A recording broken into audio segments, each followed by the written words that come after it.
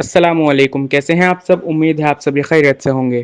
تو ناظرین، آج ہم ایک اور بہترین بیان لے کر آ چکے ہیں مولانا طارق مسعود صاحب کے ذریعے سے، جو کہ ہے حضرت موسیٰ علیہ السلام اور فرعون کا ایک زبردست واقعہ۔ اس پورے واقعے کے بارے میں ہر انسان کو پتہ ہونا چاہیے، تو آئیے سنتے ہیں۔ سورہ قلم کی ان آیات پر بیان چل رہا تھا کہ جب انہیں دنیا میں سجدے کے لیے بلایا جاتا تھا یہ صحیح سالم ہو کر بھی سجدہ نہیں کرتے تھے۔ تو آج قیامت کے دن جب اللہ تعالیٰ اپنی تجلی کو ظاہر کریں گے، لوگ شوق میں، محبت میں، اللہ کی عظمت سے سجدے میں گر جائیں گے، لیکن ان کو سجدے سے محروم کر دیا جائے گا۔ آگے اللہ تعالیٰ کا ارشاد ہے فَذَرْنِي وَمَن يُكَذِّبُ بِهَذَا الْحَدِيثِ، آپ مجھے چھوڑ دیں اور وہ شخص جو میری باتوں کا انکار کرتا ہے اسے چھوڑ دیں آپ۔ تو اسلام کی جو دعوت ہے نا، بہت جاندار دعوت ہے کہ اس کائنات کو بنانے والا کوئی ہے۔ تو حضرت موسیٰ علیہ السلام اور فرعون کا تو اللہ نے بہت تذکرہ کیا ہے نا۔ تو موسیٰ علیہ السلام جب فرعون کے پاس گئے نا اور اللہ کی کبریائی بیان کی، تو فرعون کے پاس جواب تو کوئی بن نہیں رہا تھا۔ تو فرعون نے بالکل وہی دلیل دی جو آج کل خدا کے منکر دلیل دیتے ہیں، خدا کے انکار کی۔ حضرت موسیٰ اللہ کی صفات بیان کر رہے ہیں، الذی جعل لکم الارض مہدن، جس نے زمین کو تمہارے لیے بنایا، رہنے کی جگہ بنایا، آسمان سے پانی برسایا، مٹی سے تمہیں بنا کے مٹی میں کر دیتا ہے۔ اتنے فضائل سنا رہے ہیں۔ جب فرعون سے جواب نہیں بن پا رہا تو فرعون نے کہا وہی بات کی جو آج ایتھیس کرتے ہیں کہ خدا اپنے ہونے کے ثبوت کیوں نہیں دیتا، اور ثبوت کا مطلب دکھاتا کیوں نہیں کہ میں ہوں، دو اور دو چار کی طرح بات کیوں نہیں کر دیتا، وہ اتنی مخمصے میں کیوں ڈالا ہے لوگوں کو؟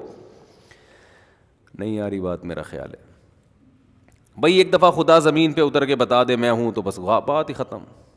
یہ کیوں کہ میری سورج دیکھو، چاند دیکھو، اور ان لکم فی الانعام لعبرا، سوکھا چارہ ہم جانور کو کھلاتے ہیں، اس سے چکنا گاڑھا دودھ پیدا ہوتا ہے۔ اس سوکھے چارے کو آپ کسی لیبارٹری میں لے جائیں اور کسی سائنٹسٹ سے بولیں اس میں سے تیل کا ایک قطرہ نکال کے، گھی تو دور کی بات ہے، تیل کا ایک قطرہ نکال دو، وہ کہے گا بھائی کروڑوں سال میں بھی ایسی مشین اب تک ایجاد نہیں ہوئی ہے، اس میں تیل ہے ہی نہیں تو نکلے گا کہاں سے؟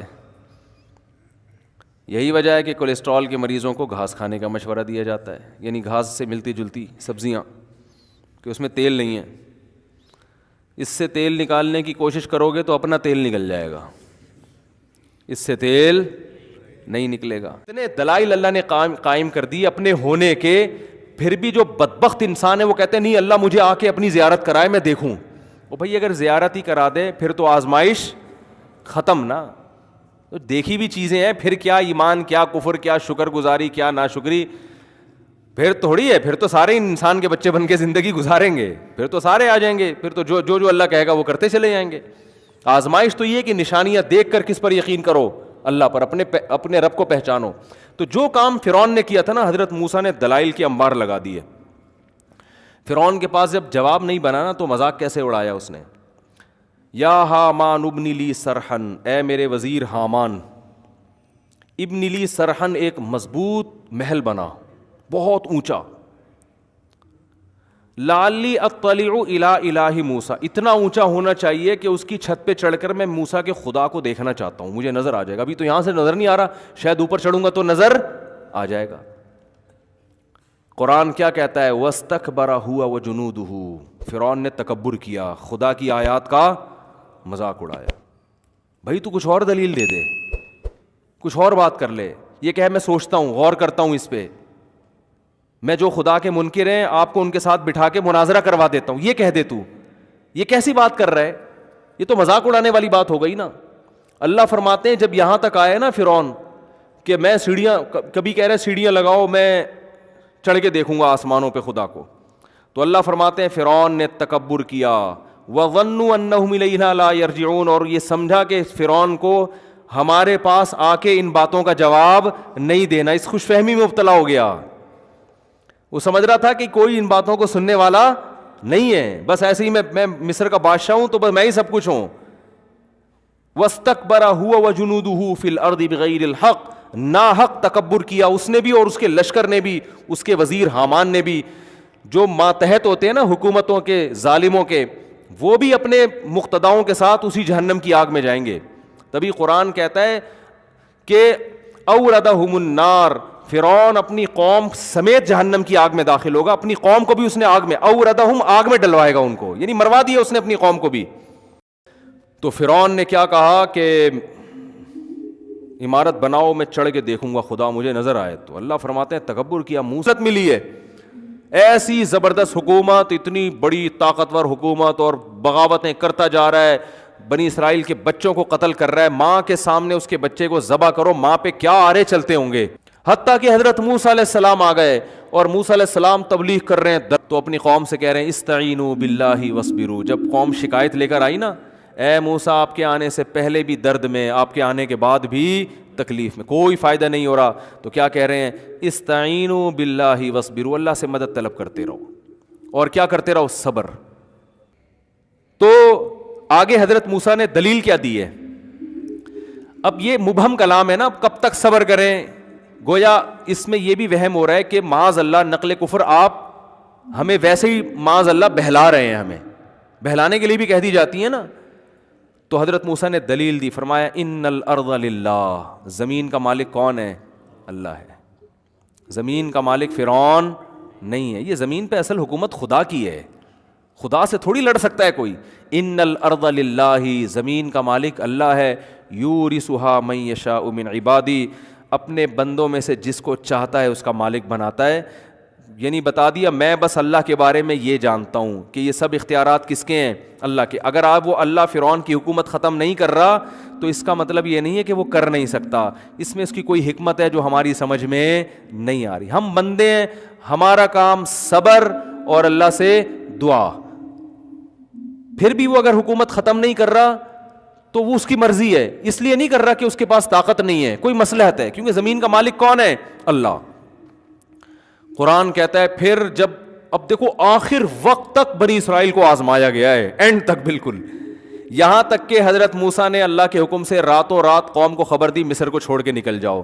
تو قوم کو اب تسلی ہوئی نا کہ اب اللہ کی مدد آ رہی ہے, اب ہم مصر سے بھاگنے میں کامیاب ہو جائیں گے اور ہم پھر کسی ایسی جگہ پہ جا کے بسیں گے جہاں فرعون کی حکومت بولو نہیں ہے.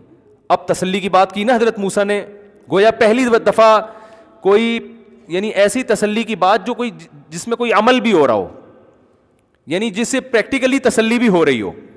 تو حضرت موسیٰ نے اللہ کے حکم پہ قوم سے کہا کہ راتوں رات مصر چھوڑ کے نکل جاؤ, اللہ مدد کرے گا.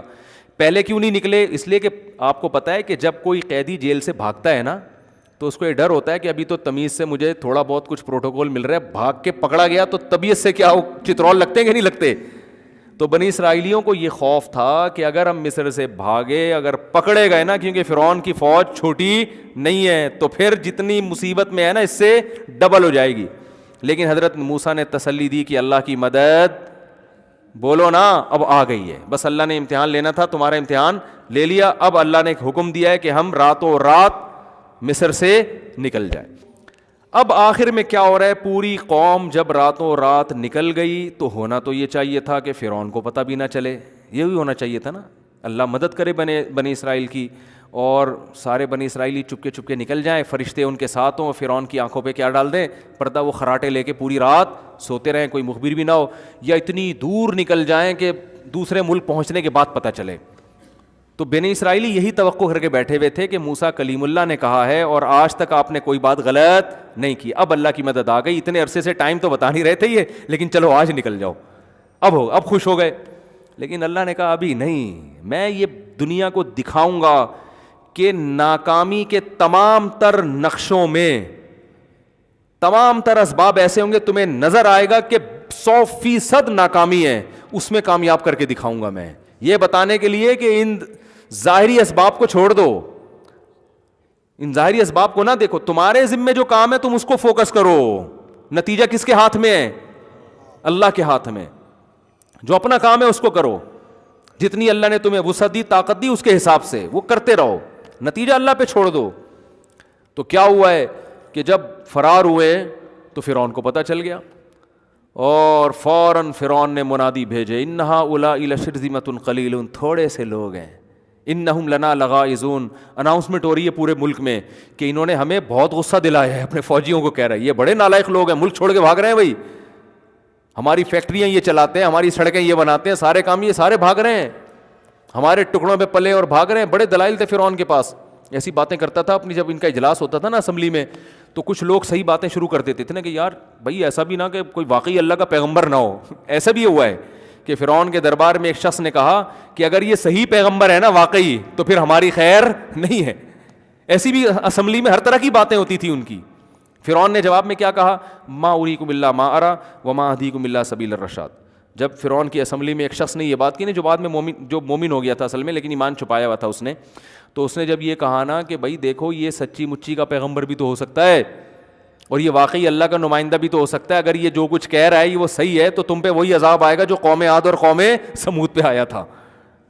تو فرعون نے جواب میں کیا کہا, یہ فرعون اس کو اپنا ہی آدمی سمجھتا تھا کہ بھائی ٹھیک ہے مشورے کی حد تک آپ کی بات بہت بہترین ہے, لیکن آگے کہتا ہے ما اریکم الا ما ارى, میں تمہیں وہی بتاؤں گا جو میری کھوپڑی میں آ رہا ہے, میں تمہیں وہی بتاؤں گا جو میری کھوپڑی میں آ رہا ہے. اب سوال پیدا ہوتا ہے کہ آپ کی کھوپڑی میں غلط بھی تو آ سکتا ہے, تو آگے اس کا جواب دے رہا ہے وما اهدیکم الا سبیل الرشاد, میری کھوپڑی میں صحیح بات ہی آئے گی, غلط بات میری کھوپڑی میں آج تک کبھی آئی نہیں ہے. یہ سیاسی لیڈر اسی قسم کی باتیں کر کے نا اپنے کارکنوں کو الو بناتے ہیں, ٹھیک ہے نا, کیا آج تک ہم نے تو کبھی کچھ کیا ہی نہیں ہے وغیرہ وغیرہ. خیر, تو فرعون نے کہا کہ یہ قرآن کی آیت کا ترجمہ تو ایک کھوپڑی ووپڑی نہیں ہے, اس میں تو یہ ہے کہ ما اریکم الا ما ارى, میں تمہیں وہی بتاؤں گا جو میری سمجھ میں آ رہا ہے, وما اهدیکم الا سبیل الرشاد, اور میں جو تمہیں بتاؤں گا وہ صحیح راستہ ہی بتاؤں گا. تو یہی مطلب ہوا نا کہ میں تمہیں وہ بتاؤں گا جو میری کھوپڑی میں آ رہا ہے, اور تمہیں اگر خیال ہو کہ میری کھوپڑی میں غلط بھی چیز بھی آ سکتی ہے تو یہ میں آپ کو کلیئر کر دوں کہ میری کھوپڑی میں کبھی غلط بات نہیں آئی, ہمیشہ میری کھوپڑی صحیح ہی سوچتی ہے. ایسی ایسی باتیں کر کے پوری اسمبلی کو کیا کر دیا, بیڑا غرق کر دیا, اس کا مروا دیا پوری قوم کو. تو اب فرعون کی کھوپڑی میں یہ آیا کہ قوم کو خطاب کر رہا ہے جلسہ کر کے نا کہ دیکھو یہ قوم بھاگ گئی ہے اور انہوں نے ہمیں بہت ترسایا ہے, بڑے ظالم ہیں. تو صرف فوجی نہیں بھاگے, پوری قوم بھاگ گئی کہ یار اب تو لوٹ مار مچے گی, کیونکہ اللہ تو پوری جو بھی کافر تھا نا سب کو تباہ کرنا چاہ رہے تھے. تو یہ نہیں کہ سارے فرعون کے فوجی نکل کے بھاگے, پورا مصر جو ہے نا, پورا شہر فرعون نے منادی لگائی, انہوں نے سب پکڑو بھائی, بڑے انجوائے کرتے ہوئے گھوڑوں پہ, تیز رفتار گھوڑوں پہ بھاگ رہے, اور اللہ کیسے ناکامی کے نقشے پیدا کر رہا ہے. بنی اسرائیل راستہ ہی بھول گئے کہ جانا کدھر ہے بھائی, راستہ ہی اللہ نے بھلا دیا. کتنی بڑی آزمائش ہے آپ سوچو بھائی, مجھے بیان کرنے میں مجھے اتنا تعجب ہو رہا ہے. سوچو جس پہ گزر رہی ہوگی ان کی حالت کیا ہوگی کہ کئی سال گزر گئے, پوری نسل ذبح ہو گئی ہماری, اب تھوڑا سا سانس لینے کا ٹائم آیا تھا, بھاگ کے کہیں ہمیں کچھ پناہ ملے گی. تو اب اللہ نے معاذ اللہ اتنا بھی نہیں کیا کہ فرعون کو پتہ نہ چلنے دیتا, پوری قوم ہمارے پیچھے لگا دی. چلو پیچھے لگاتی, وہ پیچھے ہم آگے ہوتے, کیا خیال ہے, اتنا ہی ہو جاتا. کچھ پکڑے جاتے, کچھ کیا ہوتے, بھاگ جاتے. جو تیز رفتار ہوتے بھاگ جاتے, کچھ پکڑے جاتے, کچھ بکھر جاتے. جیسے ہوتا ہے کہ جب اس طرح لوگ ہجرت کرتے ہیں, کچھ کٹ جاتے ہیں, کچھ مر جاتے ہیں, کچھ بھاگ جاتے ہیں. تو الٹا ہوا کیا ہے, راستہ ہم کیا ہو گئے, بھول گئے. ایک کنفیوژن یہ, اس سے بڑی کنفیوژن یہ کہ صرف راستہ بھولے نہیں, ایسی جگہ پہنچ کے کھڑے ہو گئے جہاں آگے دریا ہے.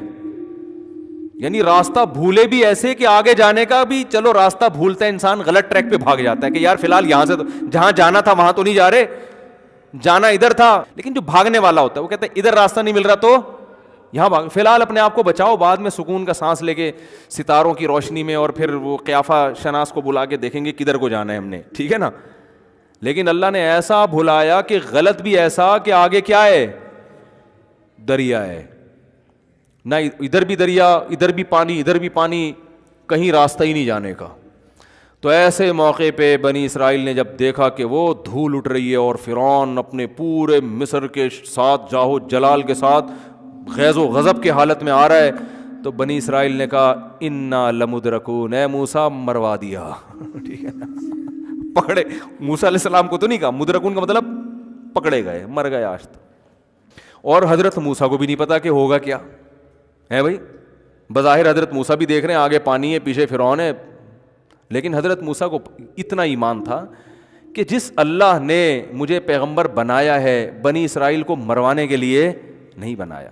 یہ ہو نہیں سکتا کہ وہ امیدیں دلا رہا ہو اور یہاں لا کے چھوڑ دے وہ. نہ کیا کرے گا مجھے نہیں پتا کیا کرے گا. بھائی لاٹھی سے تو اب تک سانپ بنتے دیکھی تھی, تو حضرت موسیٰ یہ سوچتے کہ اب لاٹھی سے سانپ بنا کے کتنے لوگوں کو کھائے گی ہے ٹھیک ہے نا, کیا ہو جائے گا پتہ نہیں کیا ہوگا. بس اتنی بات کی حضرت موسیٰ نے, کلا ہرگز ایسا نہیں ہے جو تم کہہ رہے ہو نا پکڑے گئے مر گئے, نا ان معی ربی, میرے ساتھ میرا رب ہے. تو اب جب موسیٰ علیہ السلام پریشان ہیں, ادھر ٹھاٹھے مارتا ہوا سمندر ہے, تو اللہ نے موسیٰ علیہ السلام کو فرمایا کہ آپ نے اس پانی پہ کیا کریں, لاٹھی کو ماریں.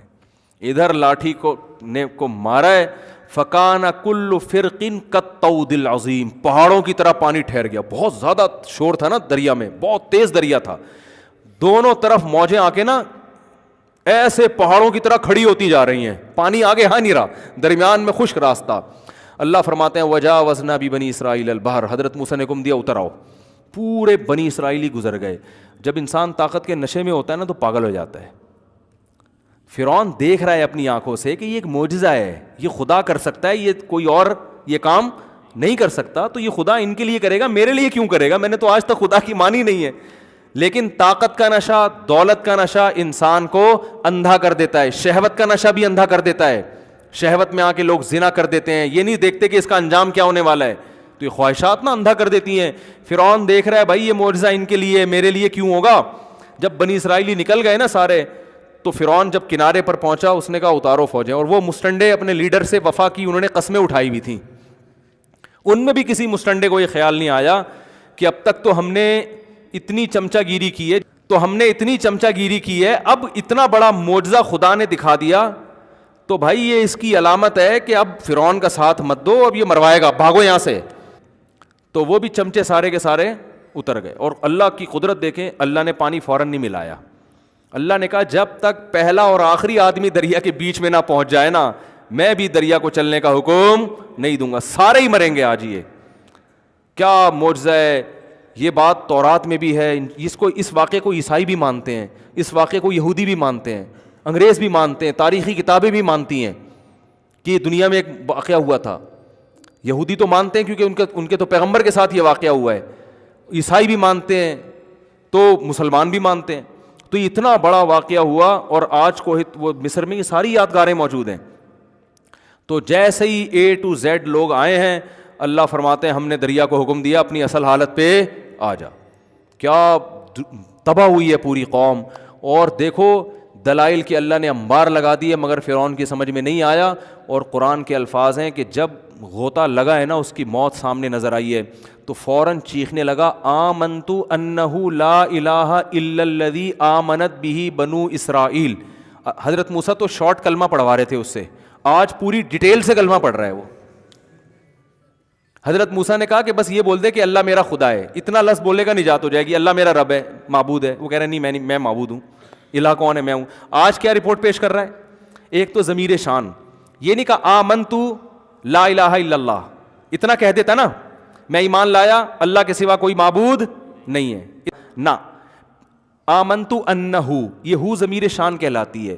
اس کو ضمیر قصہ بھی کہتے ہیں. اس کا ترجمہ ہوتا ہے بات یہ ہے کہ, جب ہم کوئی بات کر رہے ہوتے ہیں نا, بھائی بات یہ ہے, سنو میری بات یہ ہے کہ, تو فرعون کلمہ پڑھنے سے پہلے کہہ رہے بات یہ ہے کہ, ایکچولی میں کچھ بات آپ سے کرنا چاہ رہا تھا. بات یہ ہے کہ اب یعنی مجھے غرق کیوں کر رہے ہو, سن تو لو, بات تو سنو, صحیح ہے نا. یہ بالکل اس کا صحیح ترجمہ ہوگا پراپر, کہ بھائی بات یہ ہے کہ لا الہ انہ لا الہ, کہ کوئی خدا نہیں ہے, الا اللہ نہیں کہا, کیونکہ اللہ میں ہو سکتا ہے کوئی کہے کہ تمہارا اللہ الگ ہے, موسیٰ کا اللہ الگ ہے, تو فرشتے کنفیوز ہو کے پھر نہ دوبارہ غوطہ دے دیں مجھے. تو فرشتوں کو پوری ڈیٹیل کے ساتھ سمجھا رہا ہے, لا الہ الا الذی, کوئی معبود نہیں ہے, میں بھی نہیں ہوں, الا الذی, ہاں وہی معبود ہے, آمنت بھی بنو اسرائیل, جس پر یہ جو غلام قوم ہے نا بنی اسرائیل, جس خدا کو مانتی ہے نا, میں بیائی نہیں ہوں, اسی خدا پر ایمان لاتا ہوں. اتنی ڈیٹیل کے ساتھ کلمہ میرا خیال ہے آج تک کسی نے نہیں پڑھا ہوگا. اتنی تفصیلی کلمہ کہ بات یہ ایکچولی لگا کے سارا کچھ جو ہے نا اس میں اللہ بچائے میں تو ڈرتا ہوں ان آیات پر کہ ہمارے پاس فرعون جیسے وسائل نہیں ہیں، ورنہ ہم لوگ بھی فرعون سے کم نہیں. ہم جو گناہ کر رہے ہیں وہ کون سا چھوڑتے ہیں ہم. تو ایسا نہ ہو مرتے ہوئے ہماری بھی یہ کنڈیشن ہو. ہم کہہ رہے ہوں بات یہ ہے کہ آج میں یہ چھوڑنے کے لیے تیار ہوں، مجھے تھوڑی سی مہلت دے دو، یہ ہمارے اوپر بھی گزر سکتی ہے. تو کہہ رہے بات یہ ہے کہ میں اس خدا پر ایمان لایا ہوں جس پر بنی اسرائیل ایمان لائی تھی. تو قرآن کہتے ہیں الآن، اب لا رہا ہے، وقت عصیت قبل، اس سے پہلے تو نافرمان رہا ہے. اللہ فرماتے ہیں عام کافروں کو ایک سزا ملتی ہے، تجھے 2 سزائیں ملیں گی. پہلی سزا تو یہ ملے گی الیوم ننجیک ببدنک، ایک تو جہنم کی آگ ہے جس میں صبح و شام جلایا جائے گا، جس کو برزخ کا عذاب کہا جاتا ہے. اور دوسری سزا یہ ملے گی ننجیک ببدنک، تیرے جسم کو میں محفوظ کر لوں گا. لتکون لمن خلفک آیا، بعد والوں کے لیے قیامت تک نشانی بنے گا. مصر میں جا کے لوگ تیری لاش دیکھ کے عبرت حاصل کریں گے. یہ ہے وہ جس نے زمین میں بڑی چودراہٹ دکھائی تھی اور کہتا تھا مجھے ذرا سیڑھیاں لگا کے دیکھو میں اپنے خدا کو.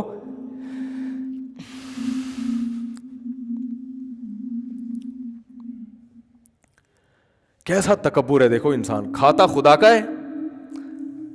یعنی جو زمین پہ اکڑ کے چلتے ہیں نا، بھول جاتے ہیں کہ بھائی تو کس کی زمین پہ چل رہا ہے. لوگ کہتے ہیں نا تو مجھے نہیں جانتا میں کون ہوں، یہ بہت خطرناک جملہ ہے. اب کیسے کسی کو کہتے تو مجھے نہیں جانتا؟ وہ ٹھیک ہے دھمکی دینے کے لیے ظالم کو تو ٹھیک ہے، لیکن ایسے وقت میں بھی دل میں ڈرا کرو بھائی ہماری اوقات کیا ہے. بھائی روٹی بند ہو جائے ساری دہشت 2 دنوں میں ختم ہو جائے گی. کتنا تکبر. تو اللہ فرماتے ہیں جب تیری لاش کو لوگ دیکھیں گے تو کہیں گے یہ وہی ہے جو موسیٰ کلیم اللہ سے بحث کرتا تھا اور کہتا تھا کہ سیڑھیاں لگاؤ میں خدا کو دیکھنا چاہتا ہوں. کبھی کہتا تھا عمارت بناؤ میں اوپر چڑھ کے آسمانوں میں جھانکنا چاہتا ہوں. خدا میرے سامنے کیوں نہیں آتا، خدا مجھے نظر کیوں نہیں آتا. آج جو ایتھیس لوگ اس طرح کی باتیں خدا کے بارے میں کر رہے ہیں کہ خدا اپنے ہونے کے ثبوت کیوں نہیں دیتا، ہم نہیں مانتے خدا کو، ہم نہیں مانتے اسلام کو، یہ کیا ہے، محمد صلی اللہ علیہ وسلم کون ہے، قرآن کیا ہے، بس سائنس ہے، ٹیکنالوجی ہے، سائنسدان ہے، سب کچھ اقوام متحدہ ہے، یونائٹڈ نیشن ہے، اس کے قانون ہے. خدا کیا ہے، رسول کیا ہے، عالم کیا ہے، مولوی کیا ہے، بزرگ کیا ہے، یہ سب جو ملحد ہیں ان کی نظر میں ان نعروں کی کوئی ویلیو نہیں ہے. زنا کیوں حرام ہے، کیا ہوتا ہے زنا، صحیح ہے نا، رشتہ داری کیا ہوتی ہے، یہ سب ان کے لیے بیکار الفاظ ہیں. ان کی ڈکشنری میں یہ ان الفاظ کی کوئی جگہ نہیں ہے. ابا بوڑھے ہو گئے اولڈ ہوم میں جمع کراؤ بھائی، اس کو کیا گھر میں رکھ کے کرنا ہے، ٹینشن لینی ہے. اور پھر جب ان سے کہا جائے اتنے دلائل تو کہتے ہیں کہ وہ نظر کیوں نہیں آتا ہمیں. تو اللہ فرماتے ہیں کہ الیوم ننجیک ببدنک لتکون لمن خلفک آیا، آج میں تیرے جسم کو محفوظ کر لوں گا، بعد والوں کے لیے تو نشانی بنے گا. تو اس لیے اللہ نے ان آیتوں میں کیا فرمایا، نبی سے فذرنی، ہے نبی آپ ان کو چھوڑ دو، ومن یکذب بہذا الحدیث، جو اس کتاب کو جھٹلاتا ہے چھوڑ دو اس کو، سنستدرجہم من حیث لا یعلمون، ایسے مہلت دوں گا ان کو پتہ نہیں چلے گا. اللہ تعالی ہمیں اس وقت سے پہلے ہدایت نصیب فرمائے اور سیدھے راستے پہ چلنے کی توفیق عطا فرمائے. تو آج کے لیے بس اتنا ہی. ویڈیو میں آخر تک بنے رہنے کے لیے آپ سبھی کا بہت بہت شکریہ. چینل کو سبسکرائب کریں، ویڈیو کو لائک اینڈ شیئر کریں. السلام علیکم.